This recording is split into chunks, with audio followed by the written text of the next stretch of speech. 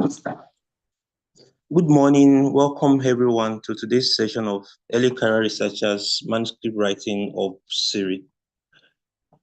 Today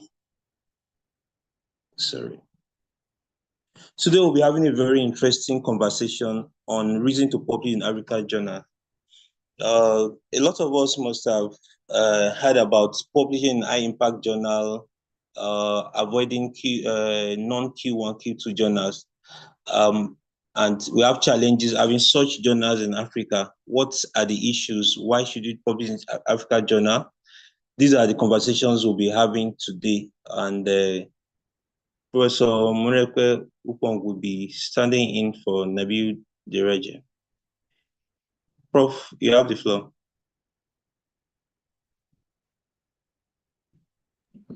Thank you very much. Apologies, I was having problems unmuting my mic. Yeah, welcome to this important series. I really consider it very important because I am a very strong advocate for decolonization. And like Dr. Lawal noted, we are encouraging you to publish in high impact journal, yet we're saying publish in African journals. What does this mean? I think this morning our discussion will help us realize the importance of balancing both, yet prioritizing African journals when we're thinking around balancing this. We're also working with early career researchers for multiple reasons. You are going to be the future of the academia, so it's very important to imbibe the cultures that matters, not only to promote a good culture of writing, and not just writing, but writing very well. But in addition, knowing that you have a responsibility for your continent to support its development. I would also, could you please help me to prepare the slide for the African Voices Research Conference? I would also, at the end of this meeting, introduce you to the African Research Voices Conference, what it is all about, and asking you to please promote and encourage you to also present on this platform. You would also be able to understand at the end of this meeting the reason for this vision. So at the end of the meeting, I'll be asking you, Kudus, to please project the poster, and then I can speak to it briefly. Forgot to add it to this slide set. So why do we have to publish in African journals? What's the reason why? And how can we make that happen? So I would start first by apologizing that this had my own slide. Dr. Nibiyu Dereje, who is the interim editor general of the Journal of Public Health Initiative in Africa, made this wonderful presentation at a meeting I was, and that's why I invited him to come and present. He is not able to present because of his work schedule, but this was a slide he presented, and I'll be sharing that with you. Hopefully, we'll have enough time to reason together, to discuss these issues together, and talk about how to move it forward as we grow in our profession. So I'm going to use this outline. First of all, show you the global landscape in terms of research development and where Africa is within this landscape. Second, talk about publication outputs, and then why do we truly have to publish one, but also when publishing, not necessarily restricting yourself to African journals, but a commitment to ensuring that your publication reflects the voice of Africa through the African journal publications. We do know, everybody knows that the research productivity in Africa is dismay. And this is a profile as at 2021. You can see that when you think of the 7 African continents, Africa is terribly low. And I'll explain why I use the word terribly. If you look at that, there's the blue line, and that's the one at the very bottom. When you think about it in comparison to Western Pacific, which is a lot higher and doing better, in 2019, it becomes a concern. Why is it a concern? When you look at Africa, and this time I mean Africa inclusive of the 5 regions. Many times when people talk about Africa, the tag is sub-Saharan Africa, which I don't like, and I've heard a lot of other African proponents also saying they don't like it because the division of sub-Saharan Africa came actually with the HIV epidemic. And I'm sure nobody stands up and say, I am a sub-Saharan African. We all say, I am American, I'm European, I'm African. And the AU defines us as Africa. Therefore, when we talk about Africa, we talk about the 5 subcontinents, inclusive of not North Africa. So let's take that into cognizance. When we write, going into the future, when we speak, going into the future, when we stand up in the spaces, let's promote Africa as a continent, which is 5 sub-regions, inclusive of North Africa. So when you think of us as Africa, inclusive 5 regions, 54 countries, I repeat, Africa, a continent of 54 countries. When you compare it to other continents that have just 2, 3 countries in them, then it becomes really sad when we look at these things. It's not just that we're low, we're terribly low. When we talk about Western Pacific, this is where the Australasia is, and when you think of them, it's Australia and Asia per se. That forms West Africa, two countries, and they do that well. When you think of America, it's not 54 countries. When you think of Europe, it's the continent is large in terms of the number of countries, in terms of the number of population, in terms of the problem we have. In 2024 alone, Africa had to deal with over 80 outbreaks, ranging from Ebola, COVID, monkeypox, every infectious disease there is. We had, as a continent, to deal with over 80 outbreaks. Yet, we can't handle our own disease that we're sending to the world. Why did I say we're selling it to the world? We have these outbreaks. The people in other world gets the grant to come and study our outbreaks. They problematize the African problems. They get the grants for the African problems. They come in to study the African problems, and they get promotion for African problems. They become acknowledged as African experts. And then we're not doing well, whereas they are doing well with our problems. And I'll show you the next graph tells this very heavily.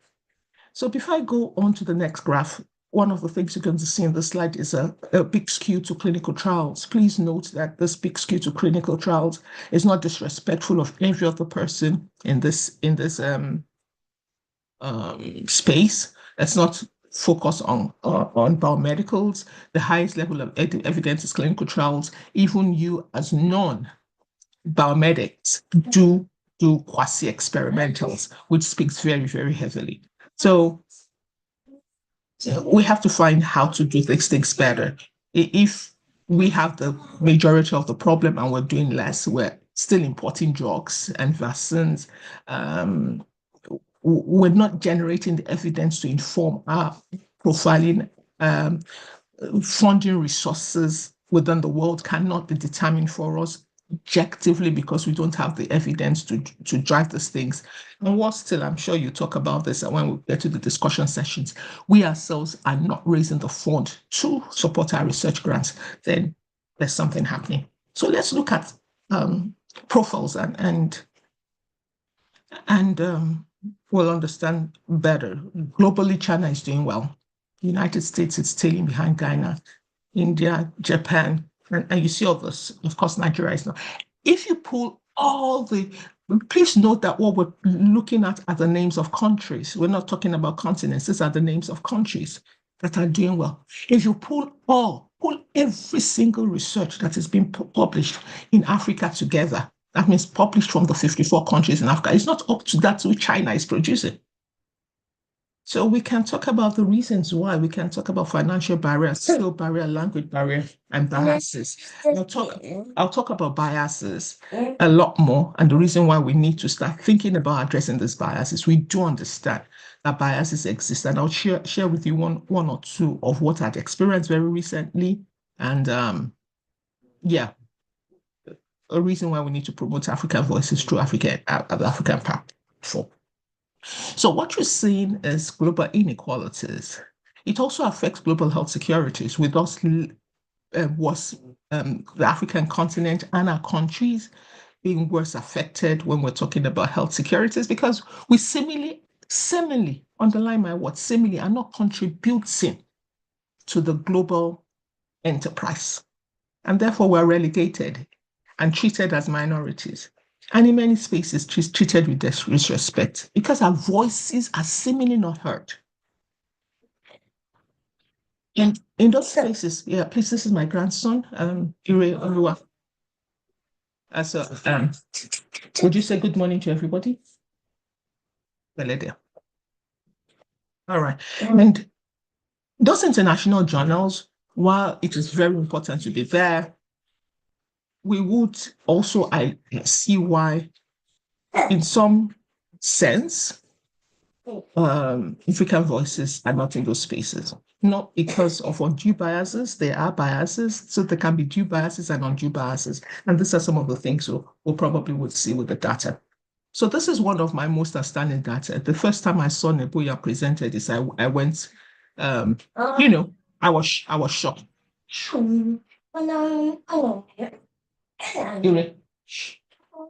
I was very shocked. We all do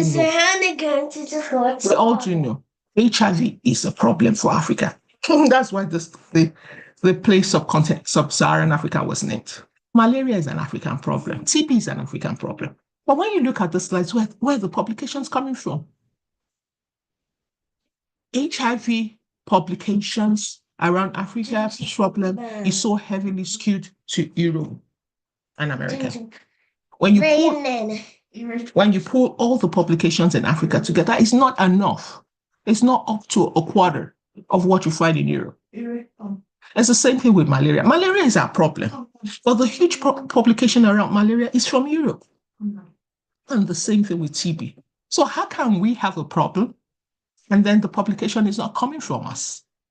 And even when you look at Africa itself in terms of the publication around this problem, it's very skewed. See TB, it's skewed towards South Africa. See malaria, it's kind of skewed towards Western Africa, appreciating that North Africa doesn't have the problem with malaria. See HIV. So what is happening? What is happening, guys? Why do we have a problem and the publication of our problem is by other people? You can start to think about the many reasons. Of course, they bring grants, but no matter what you say, we ourselves are contributing to those problems. And for one of the things I very well note, and I kind of advocate against as a gatekeeper, is for us as Africans. I'm sure many of you see the openings around PhD masters that is happening and postdocs, and many Africans go to Europe, America, US to obtain those degrees. But you know the sad thing that happens when Africans go to the spaces, they do publish.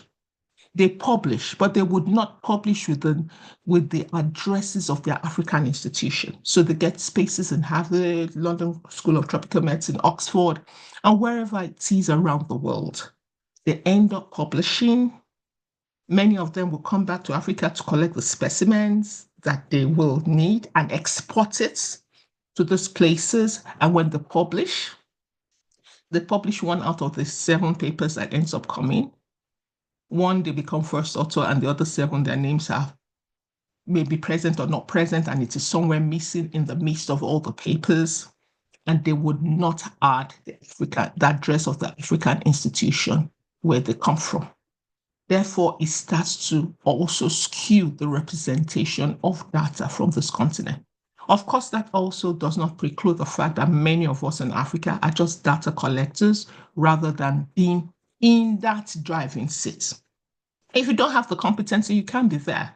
Therefore, what they do is add your name as a gift, because you can stand in the space to make critical inputs to high quality journal, and therefore they continuously do not invite you to those spaces, despite the fact that they are using your data and they give you just 1 out of the 10, 15 publications that come from that excellent work you've done as gifts. So you must build your space. You must build your skills to be able to compete and contribute to the writing of those manuscripts that otherwise you are a data collector for. So why must African voices be heard? African health sciences is invaluable knowledge to the global space. It's not only invaluable knowledge to the global space, it is invaluable knowledge to understanding the local health context, how our cultures inform diseases how our culture informs the epidemiological profile. And it is only in understanding this that we can provide solutions. I think one of the greatest examples is the Ebola, where we saw that until Africans themselves took on the cultural context of infection control, separation, only then could we address and control the spread. It is true that you shouldn't shake, but in the African context, not shaking or whatever it is, those parameters for controlling did not sync with our cultures or the burial of people. So, without contextualizing the findings and interpretations of the findings and how you would use the finding, we cannot respond to our problems properly. So, we have to be in the space to contextualize. And this is where I also often speak about the foreign gaze, beautifully presented by Sheya Bimbola. And if you've not read that paper, I think every single African scholar, no matter your discipline, you must read that paper. The foreign gaze, that's it, not African gaze, the foreign gaze talks about how when foreigners are describing you, they would describe you based on their own standard and therefore would otherwise project you based on their standard. So once it's out of their own standards, it is projected as positive or negative. It doesn't have context about the application for you.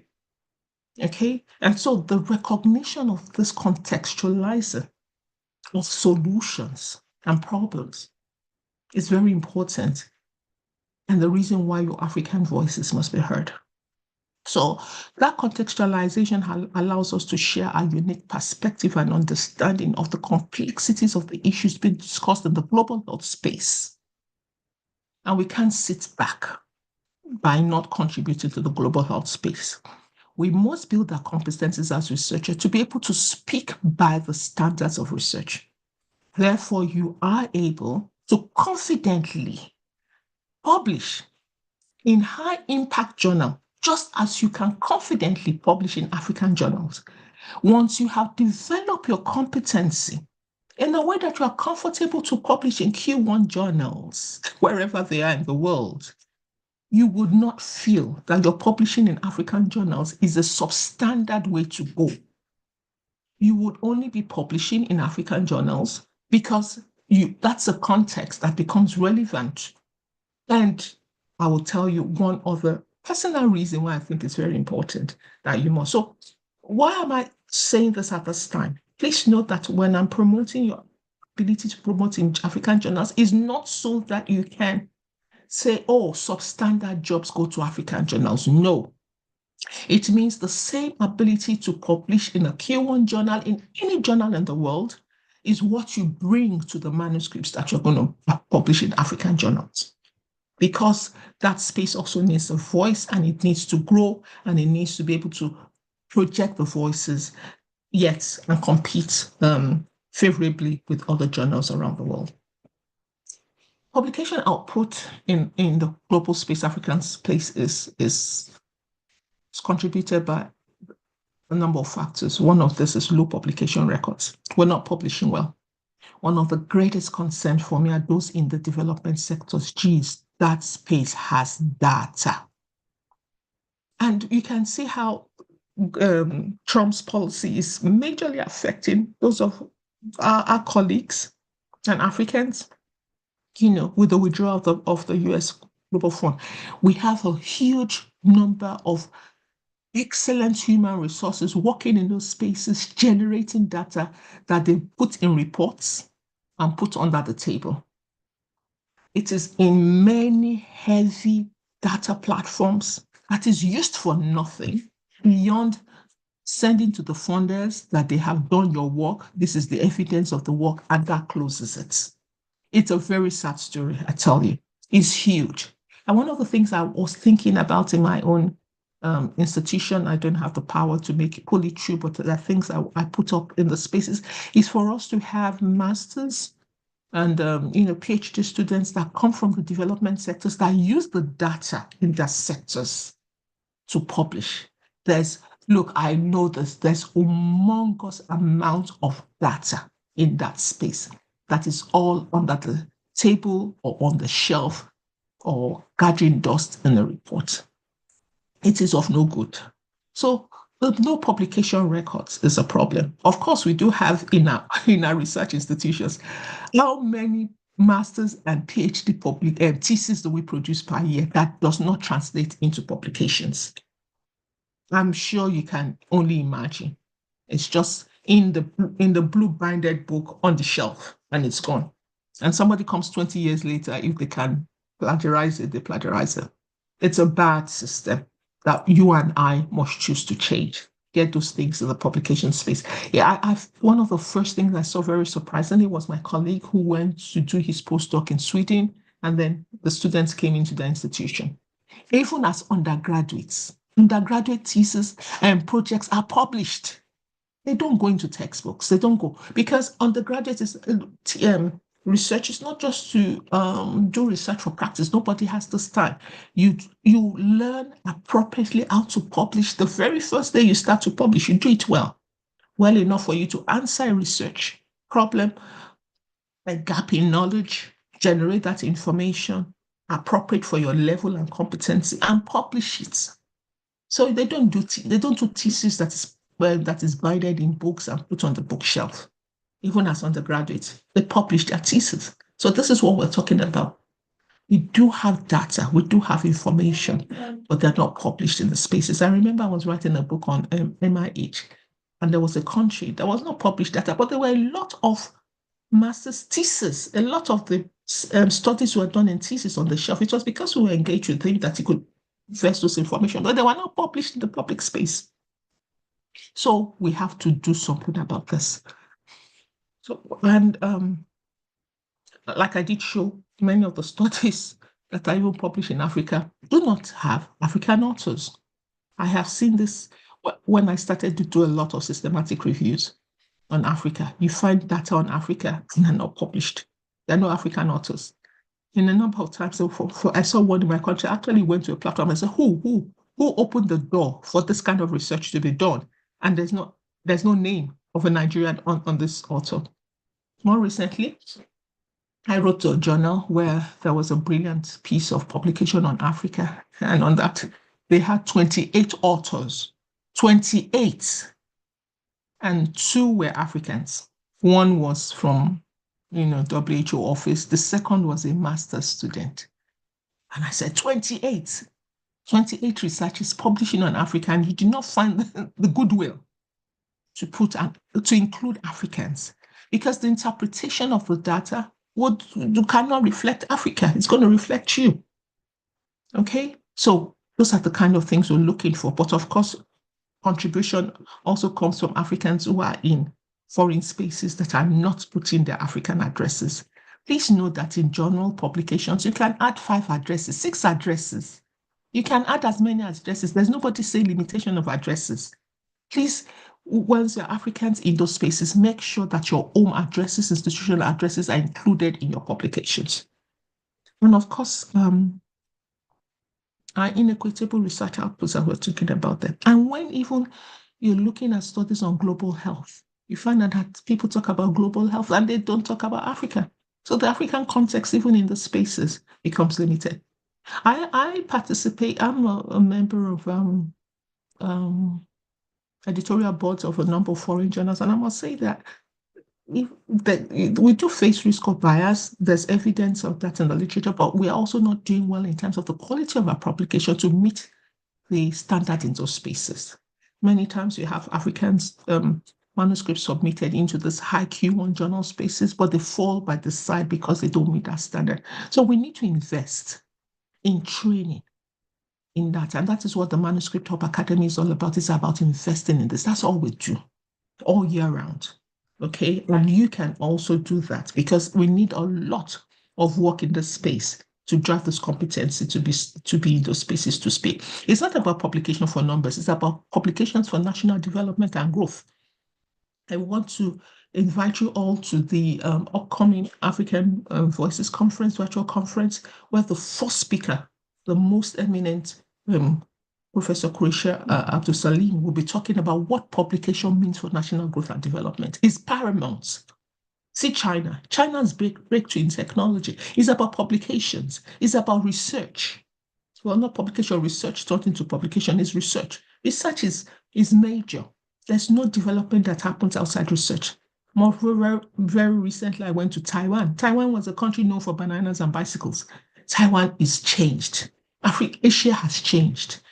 Our researchers, elites, the minority of elites in the space, you have to do better than you're doing here. Beyond publishing for promotion and so what? When you become a professor and so what? And so what? Making no impact. We can't continue that route. So we do have challenges, no doubt. We lack resources. We do have language barriers. For those that have been on the manuscript hub for a while, we do talk about our language barriers, the difficulty in our communication, okay, and writing English well. But with the AI tools, things should be a lot better. I tell people that things change. Before they might allow bad English to go, but now they just can't relate with that English. And native intelligence requires that we do understand that when we're going for Q1, Q2 journals, we're going into those spaces where the leads and peer reviewers are from the global north. So you must be able to write in a way that you are communicating effectively with the audience that will be engaging with that journal in terms of peer review and the audience that will be reading it. So we must know where we're coming from and deal with it appropriately.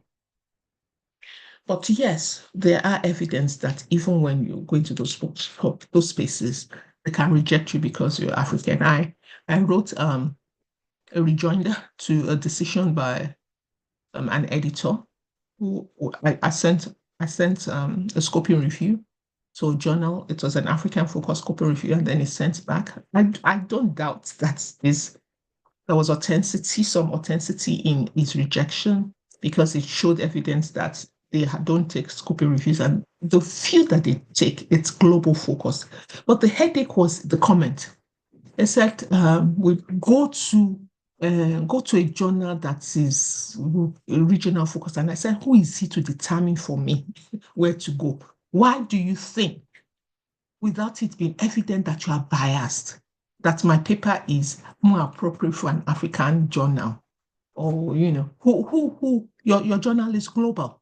If you say your journal is global, why are you rejecting a context in that global space? So yes, there's evidence of publication bias. There's no doubt about that. But that is not the heavy. It's just one of the small disadvantage that we have. If you write a very good paper, it's not rejected.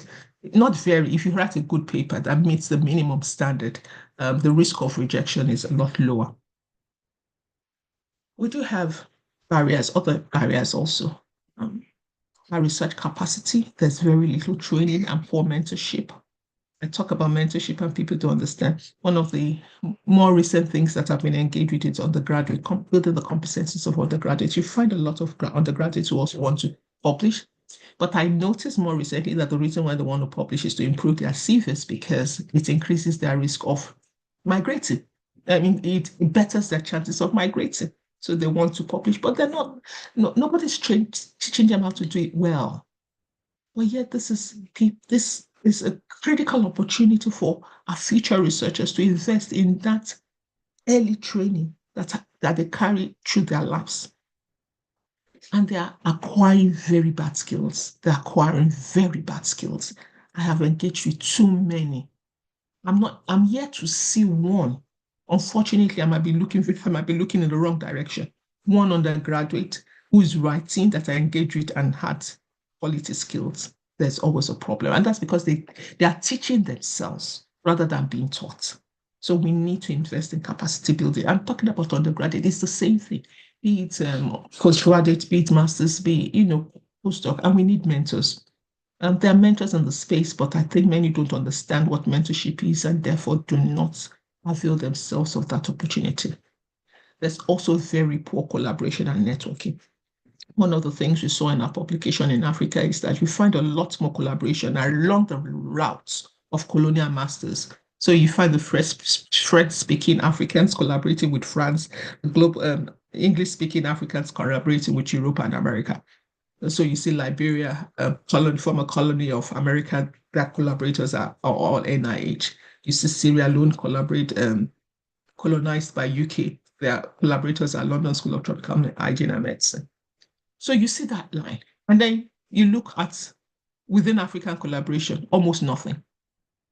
So what is driving that collaboration? Well, colonization seems to have it's a resounding tone in that space. But I think it's also that collaboration happening because they're the ones bringing the funds, the grants. We aren't building our capacity enough to compete in the international space and get the grants that we need. So we're depending on those collaborations to bring the grant. And of course, when they bring the grant, they take the data. They take the data and therefore they publish forever. But the worst thing is not that just that they take the data. For many spaces, they take intellectual properties along. They take samples. They take, and it's all in their spaces. Can you imagine the number of postgraduate students that have gone to the Global North and taking samples with them to the Global North, never come back with those samples? Do you ever imagine what happens with those samples, especially the many Africans that take the samples without having a material transfer agreement signed? You can continue to imagine what happens 10 years, 20 years after you finished and in your PhD and well, $10,000, $12,000 extra, but yet life, data, samples are somewhere else where generations are continuing to study and learn, including genomic sequencing, and they are sequencing in the Europe and America, the Africans, that DNA. So while we do this collaboration, we must start to learn what it means to foster knowledge exchange in a way that is equitable and profitable for the African nations. Of course, we have poor policies to support even this exchange. Material transfer agreements are lacking in many institutions. Policies on collaboration and networking in a way that is not exploitative is lacking. I've worked in the Central Office of Research and I've seen international policies that writes in that policies that for any intellectual property developed, it's going to be the foreign institution that gets it all. And then our own researchers don't see those things and the importance. Or they're thinking, oh, I've gotten an opportunity to go out and make $1,000 each day. It's more than that. We have to fight for the space. And though there are barriers, we also have to start developing and creating. And I'll talk about one or two of my own experiences and what we can do as a collective to do these things better. So mentorship and training, make yourself available to mentor. Every single person here can do something, even if it means sharing the link of this presentation with others. Form a pool of 2-3 persons and share the things you learn. 5 young persons, continue to train them weekly, monthly, using the WhatsApp group, WhatsApp platform, using Zooms. We can do something. But this is a space that needs to, and thanks to organizations like RF. I think, yes, RF does a lot around mentorship. I think very recently they also posted opportunities for learning, I think it's women on grants writing. Visit those spaces. EDCTP supports African growth and mentorship. Get mentorship platform. It is a conscious thing. Africa's publication rating in that space cannot change without a conscious effort. It can't happen passively. So we have to create these things consciously. Mentorship, training, get opportunities, write for grants to make it happen. Well, I can tell you for us in the Manuscript Writing Hub, we don't have grants, but we're making it happen. There are many people on the African continent that are ready to give services for free. So we're running the Mentorship Hub based on the goodwill of all our colleagues and friends who are willing to come into the spaces to make things available. We pull our own resources together to give support for the undergraduate students that we train. I can tell you that even as myself, I do a lot of consultancy, but the money I make from this consultancy, I plow back by giving grants in those international spaces. I've supported travel grants in 2 international organizations for the last 10 years. It's not because I don't know what to do with money and enjoy money, but we must consciously in this space give back. We must give back to make it happen. And after some time, the rippling effect will happen and then we can make it work. I also appreciate the work that is happening at IIAS. That's also another African platform where opportunities for training is continuously provided, and then grants, there's small grants, multiple small grants happening. People are giving $500, $1,000 to make grants happen so that quality research can come out from applicants and then they can publish. But for me, it's not the quality research only. He gives those Africans the opportunity to have the very first basic training around handing grants, and then they can apply for bigger grants. The bigger grants that has been eluded them because they never had a history of managing grants. So they're the small grants that they are able to manage effectively, and then it's in their CV, and then they can apply for the bigger one, $50,000, and then the next time it's a 1 million. 1 million. Okay. And in mentorship and in training, they also are standing on the shoulders of giants whose names also enables them get into spaces better because it becomes trusted. So we have to reach out. It's not about junior persons only reaching out for you. You also, as possible potential mentors, reach out to people that you see have the potentials to grow and help grow them. We must get into open access platforms. Many people have heard it over and over that talks about APC fees, and I just laugh. I laugh because I say you are making noise because you are not in the space. If you're in the space, you know that there are many platforms that waive fees for Africans. There are many journals. And I'm sure to the disadvantage of people in developing sector, they can start to cry about this. So when I hear a lot of crying APC, I just smile. You find people making a case of what they have no idea about because they are not in the writing space. If you're in the writing space, you would have discovered journals, and there are multiple that gives you APC waivers for Africans. The Springer Nature journals, every Springer Nature journal waives fee for researchers in low-income countries. And imagine how large that space is. It's so large that you can find yourself in that space. And journals also, it's about collaborating with journals to establish dedicated space like special issues for African journals. Get into those spaces.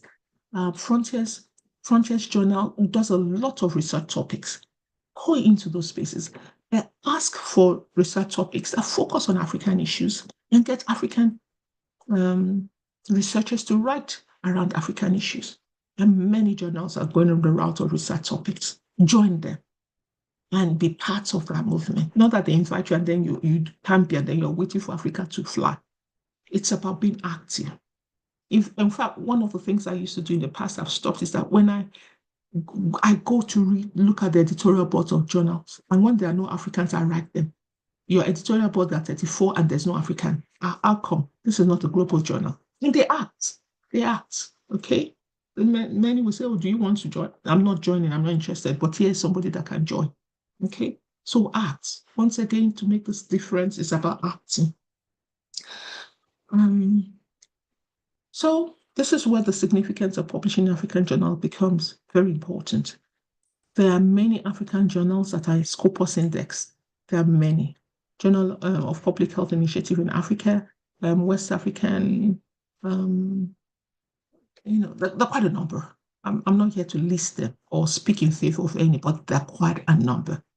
So if you go into those African journals as a Q1 writer, you are in that space to also start to advance the visibilities of this journal. Because as a good writer, going into those spaces, we're going to also improve the profile of African journals to be able to meet the standard of the Q1 journals where we're going to. So the more we write high quality journals in this and submit for those journals, then the more the H index improves, the better it is, and then the more visible they are. And then they can project the African voices better. It's about disseminating our knowledge to drive policy formulations and innovative research. It's about also contributing to the global body of knowledge.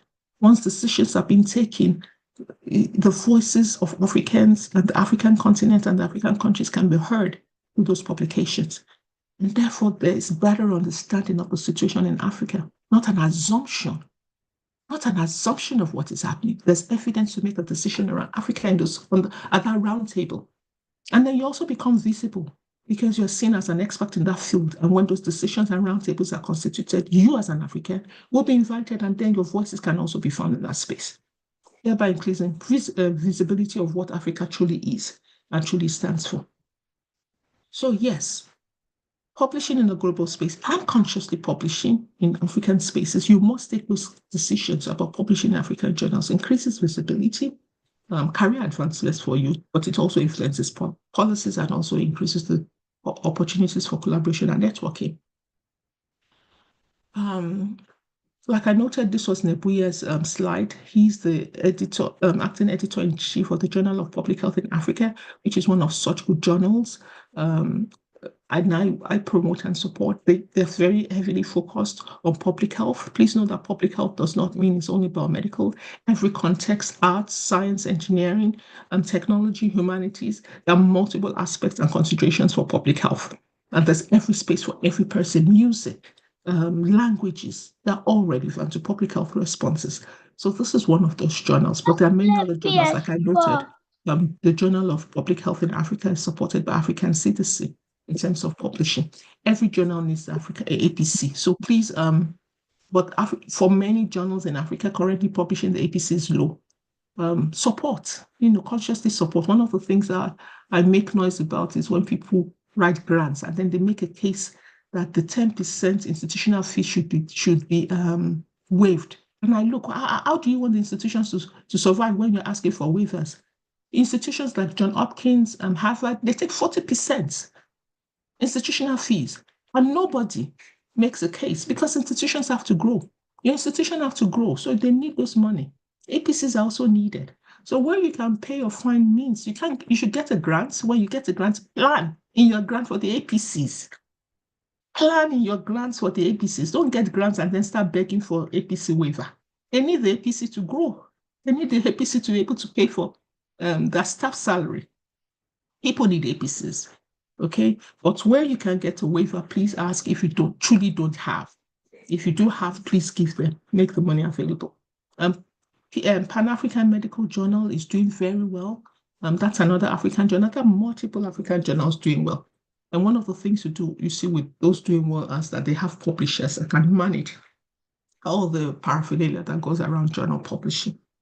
So please get into the space to drive evidence for policies and practice. The African Journal, the JPHRA addresses competency by hosting mentorship program, writing workshops, grants, training, and their journal is open platform. Start something. I think for me, that's what I'll encourage you. Start something. Do writing workshops like the Manuscript Hub Academy is doing. Little things. Have a community of about 10 people. Mentor them and look for mentors yourself. And assess grant writing trainings. There are multiple other places. Listen. Go to YouTube's and consciously choose to improve your competency. This is not about, once again, I emphasize and overemphasize this is not about acquiring manuscripts to become a professor. This is about writing to build a nation, improve our visibility in the global health space. And once we start to build those profiles, we can get into global partnership opportunities and get the funding that you're thinking of. When people talk about, we don't have funding to do research, we don't have funding for infrastructure, I laugh, because all those people that get it is because they write and apply for grants. It is the grants they use to build their institutions and their labs. It is grants.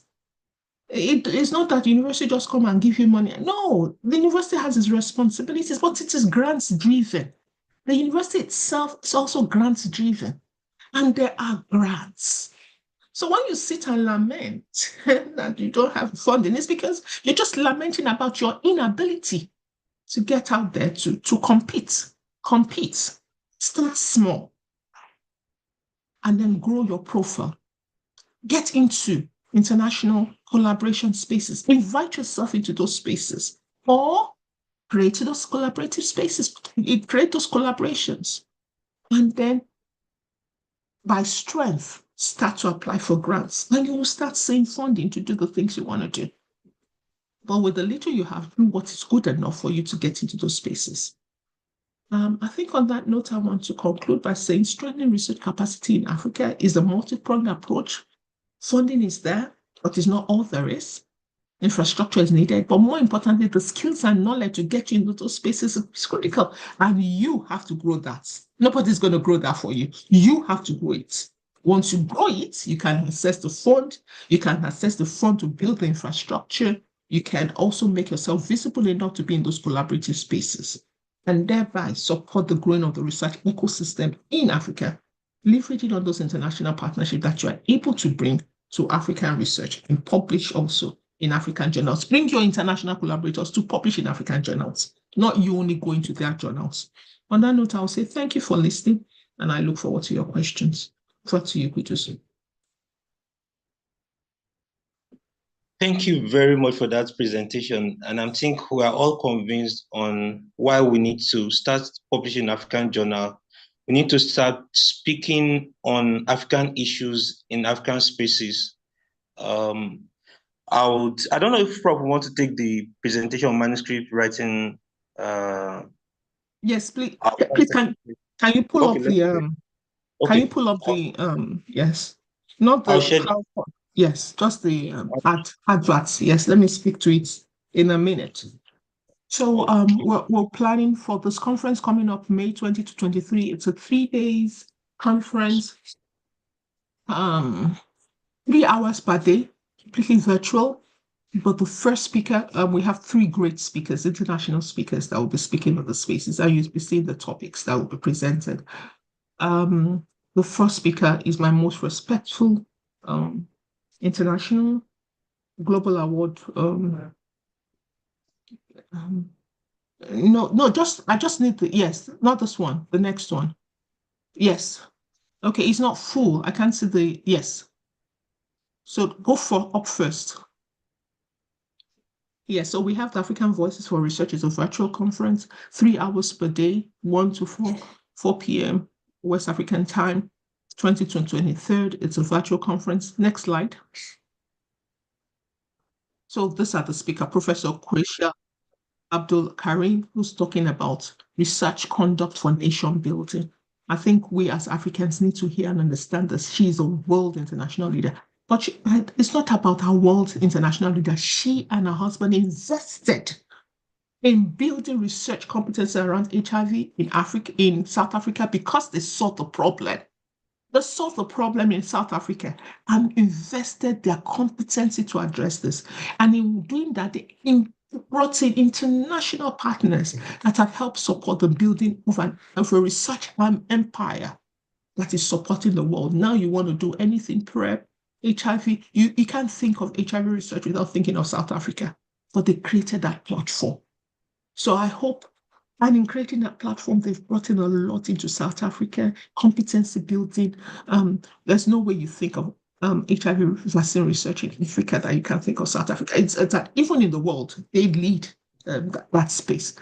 But it started by people aspiring to do something different. And they started with what they have to grow into this international. So I look forward to you attending, many of attending this conference. The registration link will be available. Could you please put the link also in the chat box for anybody that wants to register?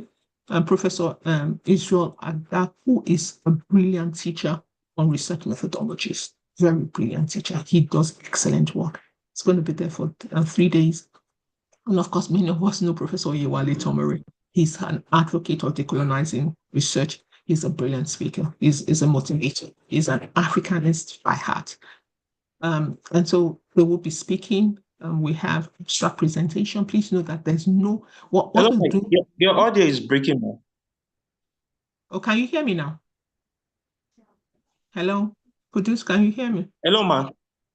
Yeah, it's better now. Oh, sorry. I don't know what's happening. Better. Okay. But then there's an hour where we'll be presenting abstract. Every discipline will be presented. So this is not a discipline-focused research, but what we're going to do is work so that teams speak to research abstracts speak to one another, but if you're in music, if you're in languages, if you are in health sciences, if you are in whatever you are, we find that each abstract session will be like a STEAM section: science, technology, humanities, arts, all speaking to themselves. And it's just 3 minutes. And then we have the skills building session, 3 hours a day. Hopefully it will be impactful. And please, we'll see you there. Thank you, just for allowing me to share that and over. Thank you. Thank you very much, Ma. I think we have 10 minutes to take questions and comments. Yeah, this is an eye-opener. Thank you very much for this eye-opener. A lot of thank you. Okay, I think someone is asking about the presentation. When we submit our abstract, do we need to be physically there, or presentation will be virtual even for presenters? It's a virtual conference, so the presentation will be virtual. There is this comment: this is sobering. I feel pain, but the emotion will be nothing if I don't do something. Thank you, Chima. Yes, but I think that's all we're trying to motivate here. We all can do something. We all can. It's not enough to moan. We all can. Let's be motivated enough to do something. And in doing that something, things will change. Thank you, Chima, for choosing to do something. Over. Yeah. All right. Immaculate said, most of the African journals are not Scopus Index. How will our voices be heard? By doing something, publishing the ones that they are. Yeah, improve the ones they are. Voices are being heard. And voices are being heard. What we're saying is that there's not enough voices. So just do something. One of the things I share everywhere I go, I say, it's very strange, extremely very strange, when researchers create problems and say there's a problem. Whereas as a researcher, problem is your food.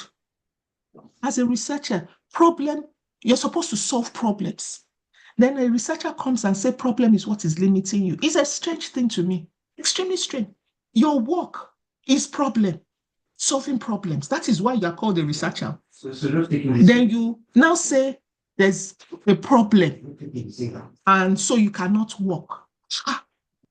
Then that's why I say maybe you're a data collector, not a researcher. People are data collectors and they think that they are researchers. Just like we see technicians, they will be technicians, but you'll be saying, oh, they are doctors, or, maybe that's what you are.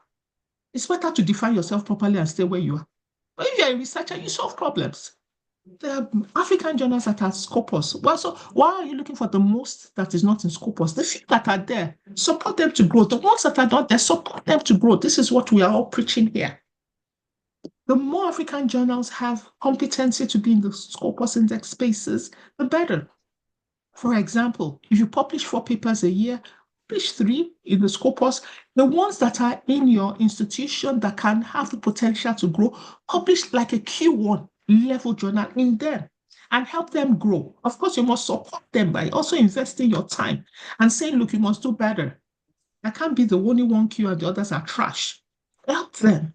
Help them revision themselves. Speak. Just walk away. When they have meetings, be there. Speak. Okay? And then, yes, things will change. But choosing and saying most and then is not hearing a voice, I wouldn't subscribe to that. Apologies. Over to you, Kudus. All right. Thank you, Ma. Doshiman, thank you for demystifying research in Africa. Mentioning that you've brought a new angle to mentoring. Thank you, Doshiman, for that. Yeah, there's a lengthy one. Adeleke, thank you so much for the advocacy. For making this advocacy without compromising the publication standard. While we are encouraging ourselves to publish in high-impact African journals, there are a few issues that we still need to address. First is the APC of most of these Q1 and Q2 African journals. The APC of some of them is quite high, stated in dollars and without waiver policy. Go to the ones that have waiver policy. Go to the ones with waiver policy. Simple. Next. Second is the duration of the editorial process. It's quite discouraging. I've been privileged to publish. We must support that growth. We can't continue to complain. We must support the growth. If you know how to do something, join. For example, I remember the Nigerian Journal of Medical, it was a postgraduate journal. When it came to Ife, I chose to go. They didn't invite me. I went there because I knew I had the proficiency. By staying in that journal and working with the journal, I got them into, I worked with my colleagues to get them into PubMed. They didn't ask me, they didn't pay me one dime. But I knew I had the competence and I joined them and I made a difference. My Nigerian Journal of Medicine in my university, once the minute I got in the university, I went to join them. They didn't ask me to come. And we moved the profile of that journal. Now it's doing well. It is not yet Scopus indexed, but I support. When I have papers, I send them. And then it's improving. I need to get Scopus index one day. We can't keep, it's something, we must start somewhere. I think that's all I'm saying in this platform. I'm not here to complain. There's every reason to continue to complain. And it's not about you going to the ones that are doing well. Yes, you publish in the ones that have established. All those Q1 also started like this. So support. If you've heard today that you can do something, go and do something. Go to those journals and knock their door and help them improve. Thank you. Over to you, Kudus. All right, ma'am. Okay. So the next one I'm taking is, okay, this high index journal. No, I think he's also sharing I think it's also sharing an information that we almost appreciate. Springer Nature journals. So all this complaint about APC, like I said, I'm really weary. Maybe it's because I've been in the space world. It's just too much complaint of what is not real. Like he noted, Springer Nature journals is 100% waiver. It's 100% waiver. So why are you looking for the one that doesn't have waiver? The number of journals in Springer Nature is more than 100, it's more than 200. I'm sure they have more than 300 journals. You will find yourself, whichever specialty you are. So why are you complaining about the APC that has no waiver? That's only Springer Nature. There are other journals that have.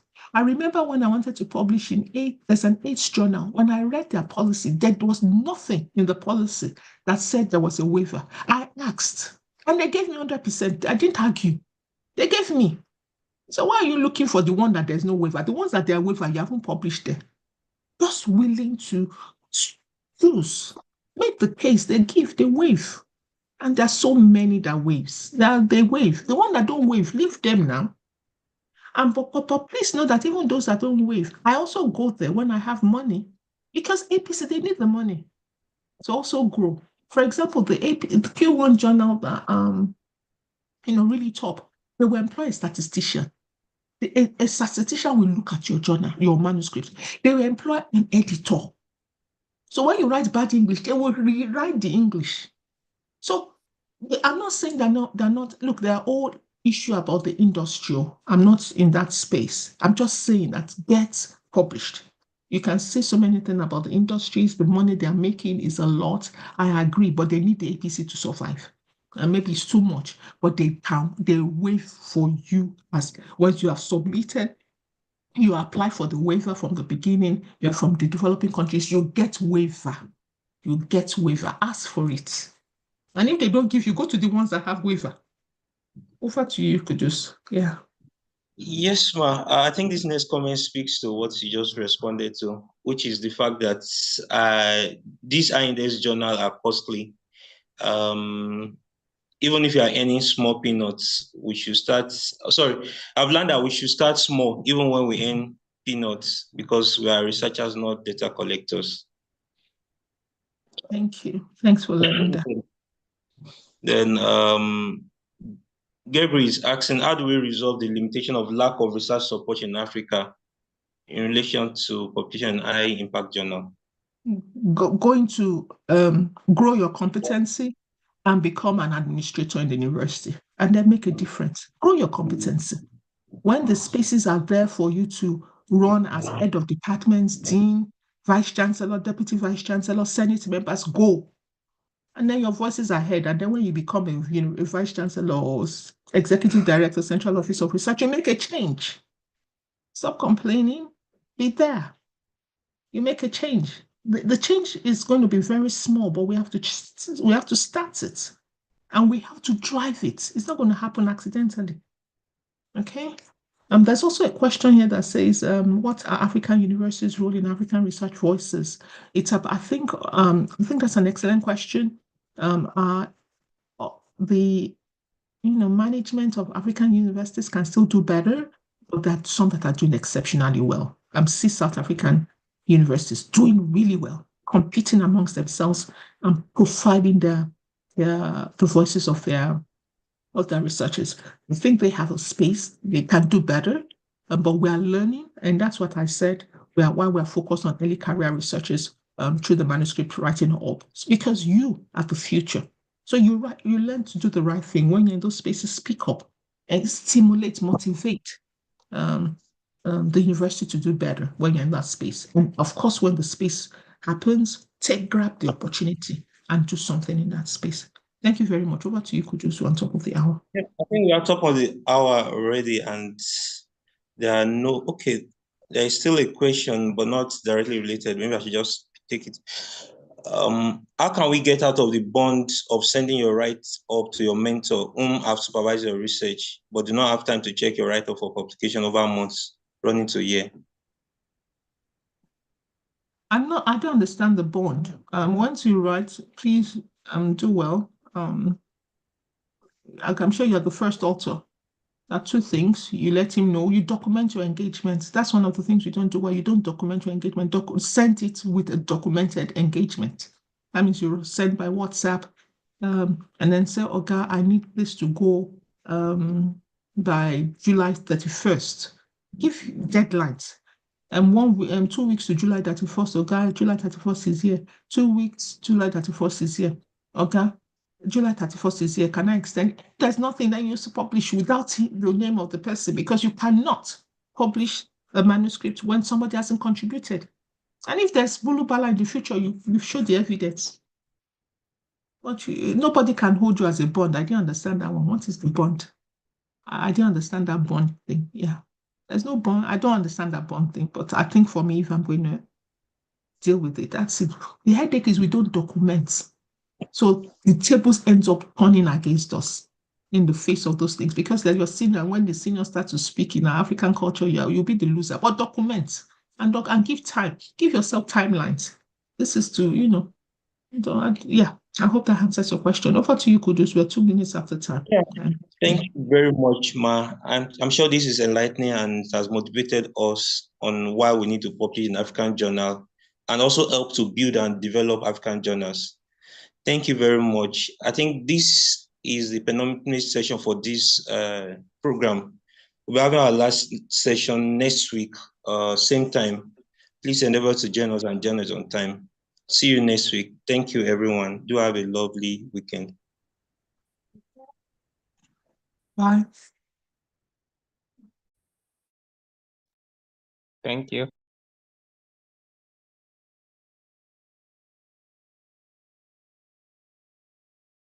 Thank you so much.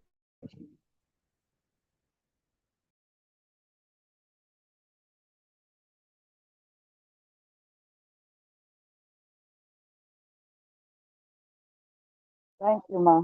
God bless. Thank you for being here.